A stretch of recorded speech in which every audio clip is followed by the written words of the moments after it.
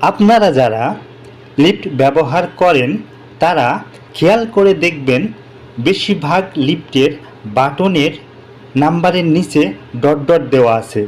যদি এতদিন খেয়াল না করে থাকেন পরের বার লিফটে ওঠার সময় অবশ্যই খেয়াল করে দেখবেন। কিন্তু কখনোই কি ভেবে দেখেছেন লিফটের এই বাটনের নিচে কেন ডট ডট চিহ্ন থাকে?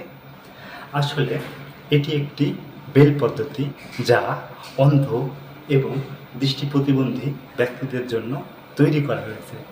এটি একটি বিশেষ লিখন পদ্ধতি বা যার দ্বারা একজন অন্ধ বা দৃষ্টি প্রতিবন্ধী লোক এইটা হাত বুলিয়ে সেটা বুঝতে পারে এবং তার নির্দিষ্ট ফ্লোরে যেতে পারে। এটি 1824 সালে লুইস বেল নামক একজন ফরাসি বিজ্ঞানী আবিষ্কার করেন। ফলে লিফটে ব্যবহার করা সেই বাটনের ডটগুলো ব্যবহার করে একজন অন্ধ ব্যক্তি সহজে তার নির্দিষ্ট ফ্লোর বা নির্দিষ্ট গন্তব্যের ফ্লোরে পৌঁছতে পারে। ধন্যবাদ সবাইকে।